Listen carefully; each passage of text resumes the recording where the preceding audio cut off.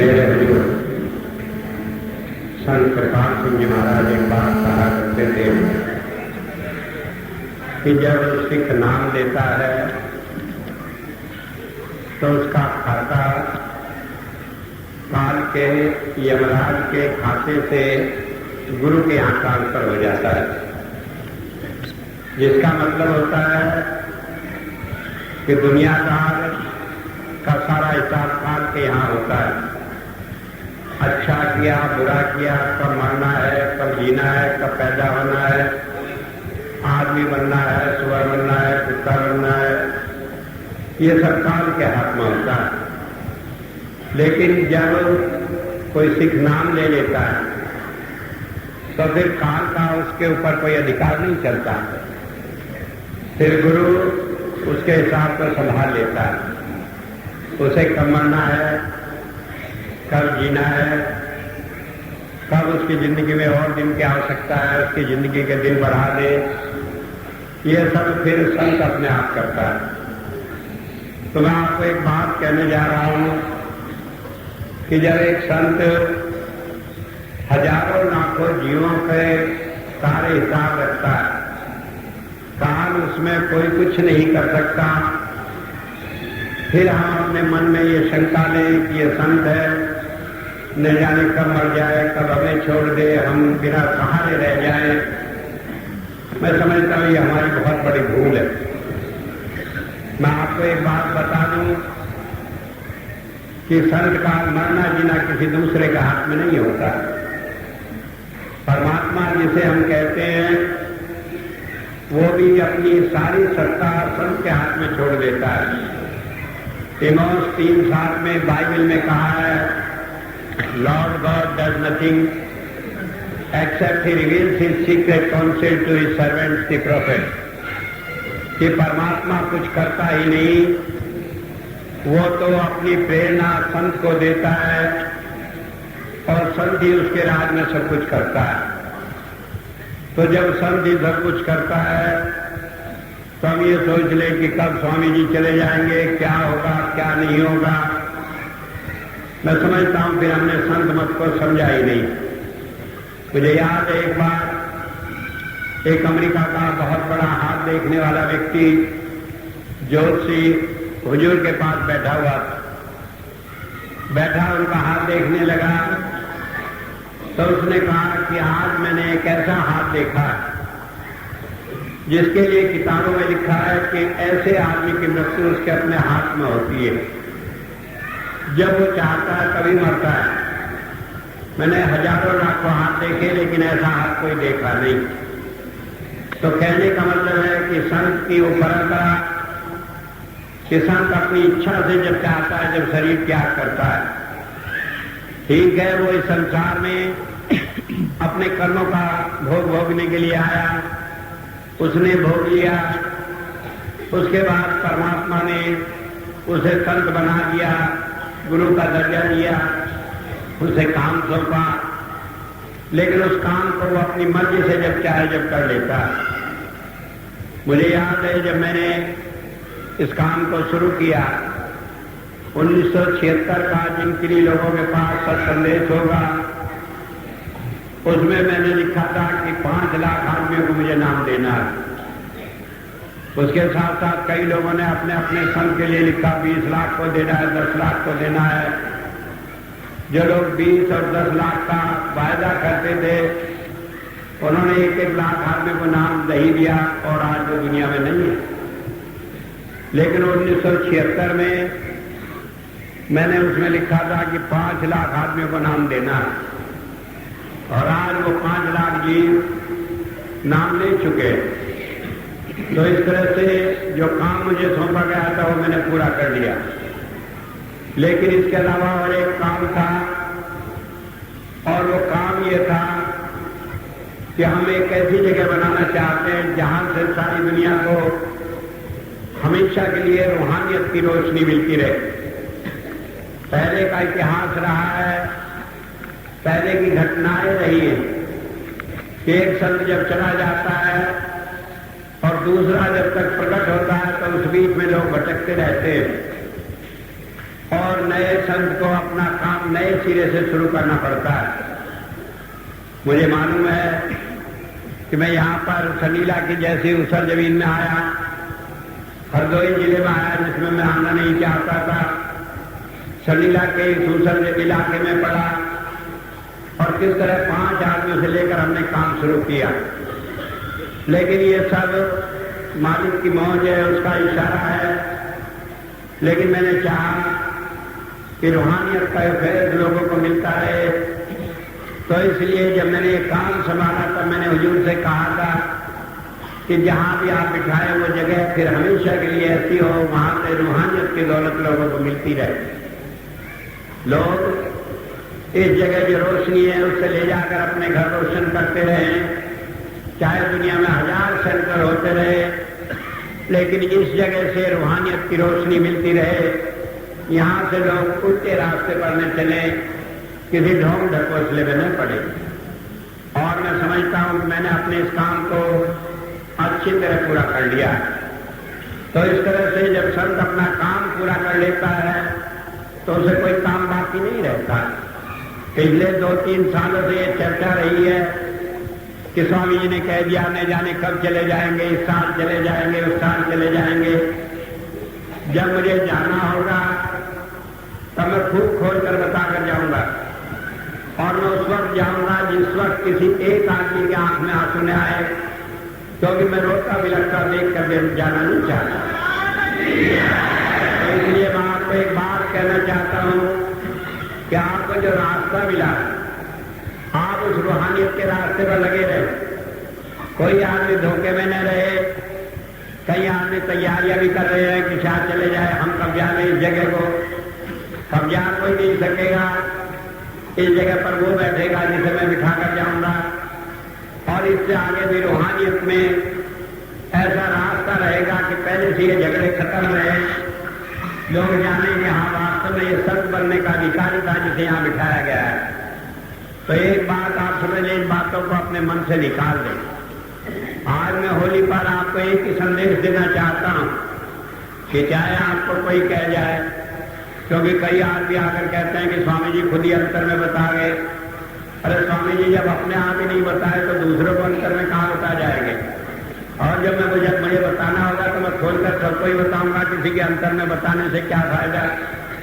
तो इसलिए आप किसी के अंतर की बात न सुने, आप किसी की बातों पर विश्वास न रखें। आप ये जाने कि आपको कोई धोखे में छोड़कर जाने वाला नहीं है। और ये धरती जहां पर हमने संत के पार नगर बसाया, ये रूहानियत की वो धरती होगी जो सारी दुनिया को रूहानियत का संदेश देगी। मैंने सोचा था जैसे वेटिकन है रोम, जहां से लोगों को ईसाइयों को एक प्रेरणा मिलती है, ठीक इसी तरह रूहानियत की प्रेरणा संत के पार नगर से सारे विश्व को मिलती रहेगी। और उसी के लिए बाकी मेरा जीवन है। लेकिन आप आज से बाद में कभी अपने मन में इस बात को नहीं लाएंगे कि भाई स्वामी जी चले जाएंगे, ये कह दिया, इशारा कर दिया, रोने लगे।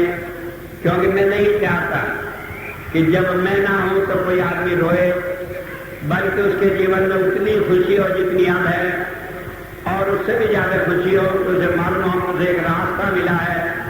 गुरु कोई शरीर नहीं बल्कि वो हमारे अंतर में। कई आदमी आते हैं कि हमारा भजन नहीं बनता।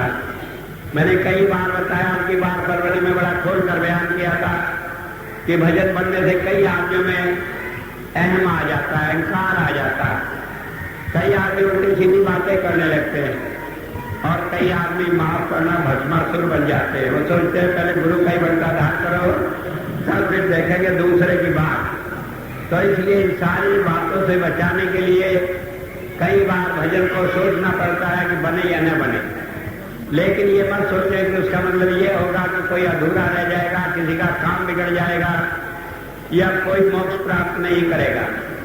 तो मैं आपको आज 2 बातें कहना चाहता हूं। एक बात यह है कि आप ये समझ लें कि संत का मिशन क्या होता है और वो हमें क्या सिखाता है। आज आप होली के इस मौके पर इन 2 बातों को अपने पल्ले बांध लेंगे, उन्हें ध्यान रखेंगे। वेद में एक मंत्र आता है, ऋग्वेद के 9वें अध्याय में ज्ञान सुख में ये दूसरा मंत्र है। इसमें कहा देवम देवाय देवियो। देवाय कहते हैं परमात्मा की प्राप्ति के लिए, कि संत क्या करता है, जो भी काम करता है वो परमात्मा की प्राप्ति के लिए कराता है। चाहे वो हमारे बाल बच्चे हों, चाहे हमारी नौकरी लगाना हो, चाहे नौकरी छुड़वा कर हमें भूखा मारना हो, चाहे घर छुड़वा कर जंगल में भेजना हो, और चाहे जंगल से लाकर राजमहल में बिठा देना हो, उस सब का उद्देश्य एक ही होता है कि हम परमात्मा की प्राप्ति करें। क्योंकि दुनिया में अनेक काम अनेक ढंग से करने पड़ते। और कहा कि संत क्या है, कहा देवयु, कि वो परमात्मा से मिला हुआ है।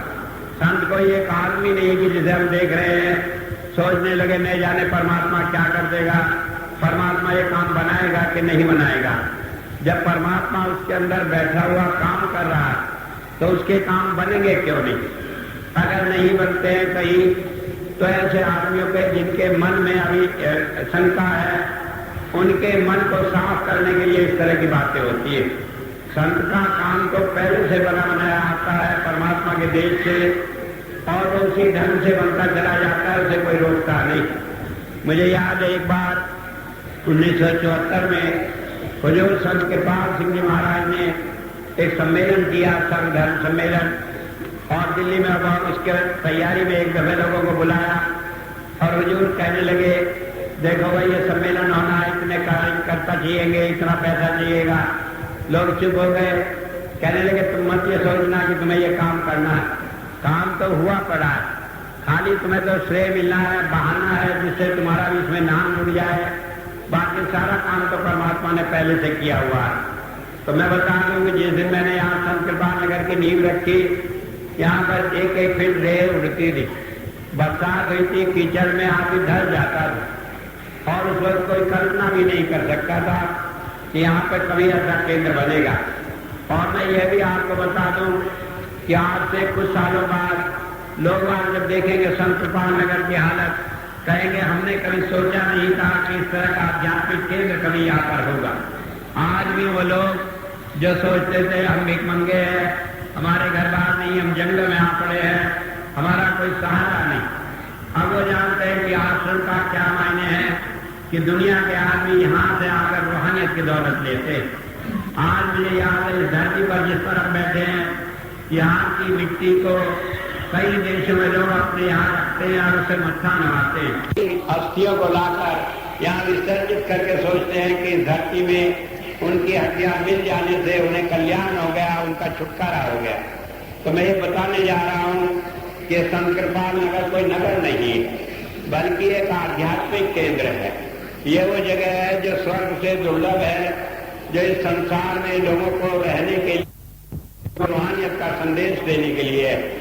और कारण क्या है कि यहाँ पर हुजूर की दया से, उनके हुक्म से ये काम शुरू किया गया, सारी दुनिया को मालूम है। और जो आदमी काम कर रहा है वो हुजूर से कोई अलग नहीं है। कई आदमी कई बार सोचते हैं कि संत कृपाल सिंह जी महाराज के अब स्वामी जी हैं, वो ऐसे थे ये वैसे।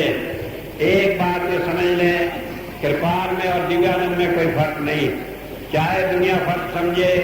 कभी कभी मैं फर्क इसलिए कह देता हूँ कि लोग जब आलोचना करते मैं सोचता हूँ मेरी कर लें, बाकी और किसी काम में कोई फर्क नहीं। और आज आंख से देखने पर जो फर्क मालूम पड़ता है, कल जब हम रूहानियत के क्षेत्र में आगे बढ़ेंगे तो हमें मालूम होगा कि वो फर्क शायद जमाने के लिहाज से किसी काम को सही ढंग से करने के लिए था। मैंने एक बार 2 लाइन लिखी थी, जिंदगी गंगाधार है जिसकी पहचान हम, कि जिंदगी जो है गंगा की तरह है, बहती रहती है, चलती रहती है, और उसकी पहचान वो आदमी होता है जो उसमें खड़ा होकर उस जिंदगी को जीता है। और जिसका जी चाहे पड़े कृपाल का दीवान हम, कि जो चाहे वो जान ले, खूब अच्छी तरह परख कर देख ले कि दिव्यानंद में और कृपाल में कोई फर्क नहीं है। तो इसलिए मैं आपको एक बात कह दूं, कोई उसे दिव्यानंद कह ले, कृपाल कह ले, किसी भी नाम से कह ले, या जो भी इस बात में आकर यहाँ पर बैठेगा, काम करेगा, उसमें और कृपाल में कोई फर्क नहीं होगा। और मैंने तो इस जगह का नाम ही संत कृपाल नगर रखा, जिससे हुजूर का नाम सारे संसार में फैले और हर एक जबान पर आने वाले हजारों सालों तक लोग संत कृपाल सिंह जी के नाम को इसी तरह जाने जिस तरह मौजूदा संत को जानेंगे जो पहले कर काम करेगा। तो क्योंकि संत परमात्मा से अलग नहीं होता, तो इसलिए उसका कोई काम भी अलग नहीं होता। और उस संत को हम सीढ़ियों में नहीं बांध सकते कि वो बाबा सावंत सिंह थे, वो संत कृपाल सिंह जी है, ये दिव्यानंद है, आगे कोई और किसी नाम से आकर बैठेगा तो वो कोई अलग नहीं, क्योंकि वो सब परमात्मा से जुड़े हुए परमात्मा का रूप है, परमात्मा का काम करने के लिए आए। तो वेद क्या कहता है कि संत हमेशा परमात्मा से जुड़ा होता है, उसका सारा काम परमात्मा का काम होता है। संत जब मनुष्य परमात्मा के काम को संभालता है, संत जब संत से सद्गुरु बनता है तो वो केवल परमात्मा का काम करता है, उसका अपना कोई काम नहीं होता। वो अपने सारे चीजों को जिसमें उसका मन जुड़ा हो, जिसमें उसका नाम जुड़ा हो, उन्हें समेट कर परमात्मा के नाम में ही समा देता है। तो इसलिए संत में और परमात्मा में कोई भेद नहीं। और जो बात मैं आपको कहने जा रहा हूं वो ये कहने जा रहा हूं कि वो क्या करता है, देवम, कि वो हमें जितने भी साधन कराता है वो परमात्मा की धारा के द्वारा कराता है। वो हमें किसी बाहरी कर्मकांड में नहीं, वो हमें कहीं मंदिर में नहीं लगाता, मूर्ति पूजा नहीं सिखाता और दुनिया के काम नहीं सिखाता। वो हमें दुनिया के झंझटों में नहीं लगाता। कहीं मालूम पड़ता है कि उसने किसी सेवा कार्य में लगाया, कई दूसरे कामों में लगाया। वो इसलिए होता है कि हमारे पिछले जन्मों के जो कर्म है उनका भुगतान इस जन्म में जो होना है वो बाकी है, उसके लिए छुटकारे के लिए वो करा देता है। तो इसलिए कोई ये समझे कि संत किसी बाहरी काम में लगाते हैं, ऐसा कुछ नहीं होता। मैंने देखा हुजूर ने भी कई बार गुरुद्वारे के सामने निकलते तो मत्था टेक के हरिद्वार गए, कुंभ में लगाया कैंप। तो ये नहीं कि उन्होंने कोई बाहरी कर्मकांड शुरू किया, बल्कि जो लोग जहां से जुड़े हैं, जिनका जो कर्म बाकी है, उस कर्म को समाप्त कराने के लिए कभी कभी मालूम पड़ता है को थोड़ा छूट दे देते हैं किसी जीव को कि वो अपने कर्मों का भुगतान सही रूप में सही ढंग से कर ले। आखिर में उसका काम एक ही होता है कि वो इन सब से छुड़ाकर हमें अंतर की भजन साधना में लगाता है। तो मैं कह रहा था कि आज मैं होली के मौके पर आपको दो बातें कहना चाहता हूं। एक बात यह है कि आप किसी बाहरी कर्मकांड में न पड़े। दुनिया में कोई देवी, कोई माता, कोई देवता, कोई चीज ऐसी नहीं जो संत से ऊपर हो। कोई दुनिया का कोई आदमी संत के काम में दखल नहीं दे सकता। अगर आप संत की शरण में हैं तो आपका कोई काम बिगड़ नहीं सकता। और अगर आप संत की शरण में हैं, एक बार संत के सामने आपने अपने मन में भी कोई बात कह ली तो अगर आपकी भलाई में होगी तो संत उसे पूरा करेगा, उसे कोई रोक नहीं सकता। चाहे वो आपके भाग में है या नहीं है, इस बात की वो परवाह नहीं करता। मुझे मालूम है भाग के किस्से अनेक बार मैंने बताए कि लोगों के क्या भाग में था, कैसे उनका भाग पलट गया। हुजूर ने खुद मुझे कहा कि तुमने क्यों कर दिया। मैंने कहा हुजूर मेरे समझ में आया, मैंने कर दिया।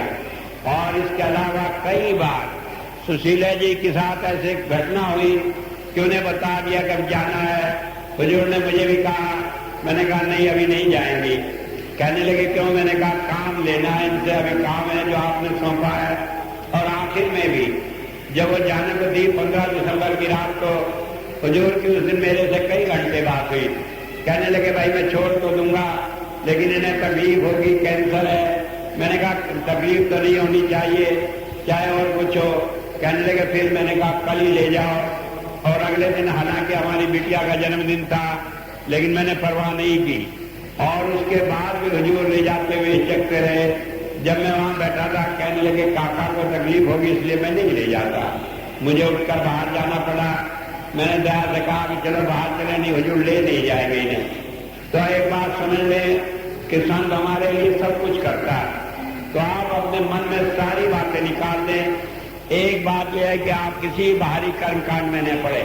कोई देवी हो, देवता हो, कोई हो, गांव गांव में बहुत सारा है, पूजा मानते हैं, बकरा मानते हैं, ये करते हैं। आप न करें। आपका कोई काम बिगड़ जाए मैं जिम्मेदार हूं, आप मेरे ऊपर भरोसा रखें। और दूसरी बात यह है कि आप अपने गुरु का पूरा भरोसा रखें। ये मत सोचे किसी ने कुछ कह दिया, हमने कुछ सोच लिया, क्योंकि एक बार भी आप अपने मन में कोई बात सोच लेते हैं तो उसका कुछ ना कुछ बुरा प्रभाव तो पड़ता ही। मैंने कई बार कहानियों में सुनाया कि कैसे द्रौपदी ने जरा सोच लिया सुपथ ऋषि किसे खाने की समझ नहीं है तो उससे सारा किया कराया उसका बर्बाद हो गया। तो इसलिए आप अपना विश्वास बनाए रखें, और विश्वास जब बनाए रखेंगे तो आपका सारा काम बनेगा, जीते जी बनेगा, दुनिया देखेगी और लोग समझेंगे कि रूहानियत क्या होती है और क्या संत मत होता है। तो मैं आज होली पर दो ही बातें आपको कहना चाह रहा हूं। पहली बात यह है कि आप किसी बाहरी कान में न लगे। भजन आपका मन आए आप करें, घंटा करें, 2 घंटा करें, आधा घंटा करें, 5 मिनट करें, और माफ करना अगर नहीं भी करते हैं तब भी मान लिया जाएगा। लेकिन यह है कि बाहरी चक्रों में न पड़े। अगर आपने बाहरी कर्मकांड में कुछ भी पढ़े तो उसका थोड़ा कष्ट तो होगा, आपको भी होगा, मुझे भी होगा।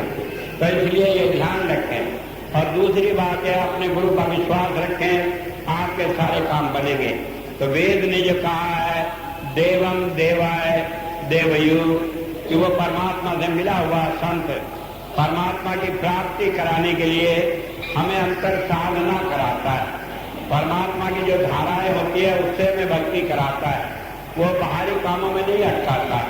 न देवी का उदापन करना, न व्रत रखना, न किसी को चने बांटना, न कुछ और करना, कोई काम करने की जरूरत नहीं। जो भी आपका मन करता हो करने के लिए आपके लिए खुला रास्ता छोड़ा है।